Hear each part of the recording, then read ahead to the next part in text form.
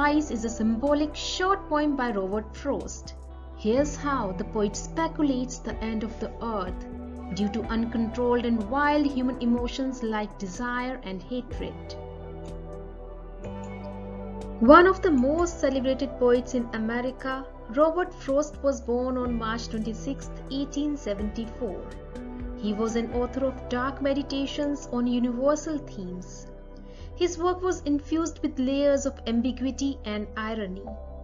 He was highly associated to rural life in New England. The poet often used the New England setting to explore complicated philosophical and social themes. As a well-known and often quoted poet, Robert Frost was highly honored, receiving 4 Pulitzer Prizes. This is an achievement unequaled by any other American poet.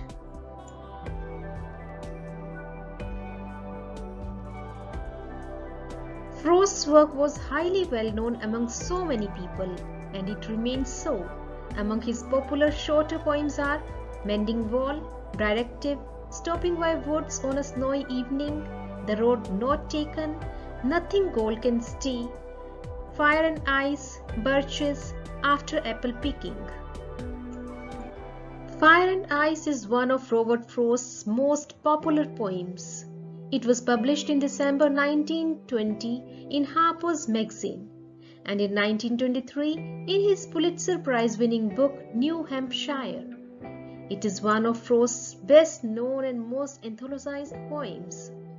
It discusses the end of the world, likening the elemental force of fire with the emotion of desire and ice with hate.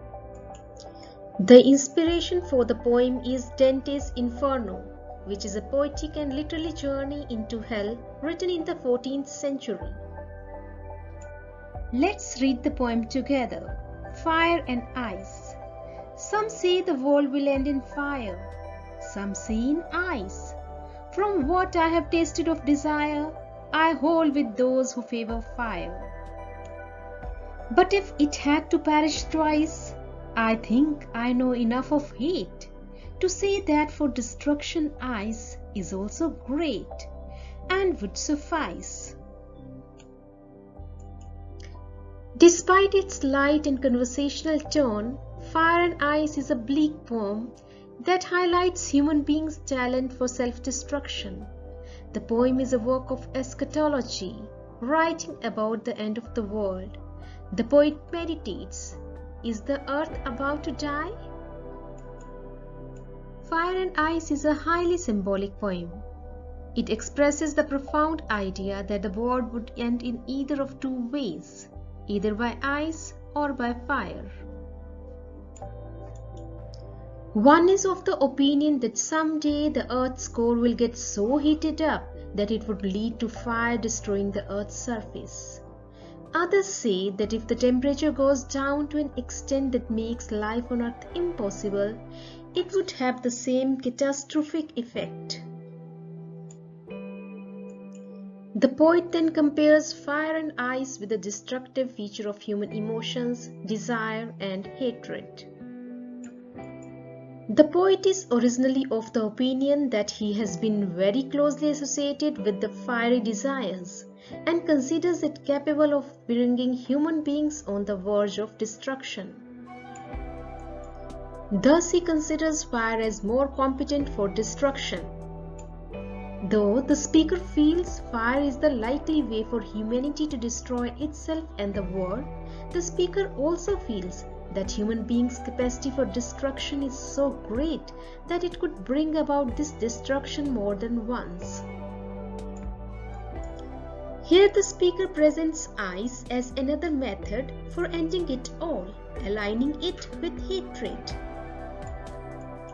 The poet brings about a contrast between ice and hatred. The human capability of insensitivity and hatred has the potential for inner destruction. Though slow and steady, it has the same effect as desire has on us. So given an option between fire and ice, ice would be just as good as fire to destroy the world. If fire would lead to rapid destruction, ice would lead to silent damage. Similarly, if fire is pure passion, ice is pure reason. Thus, the poem very artistically underpins the philosophy that we let our emotions rule us, and if we don't control them, they'll surely bring us all on the verge of chaos.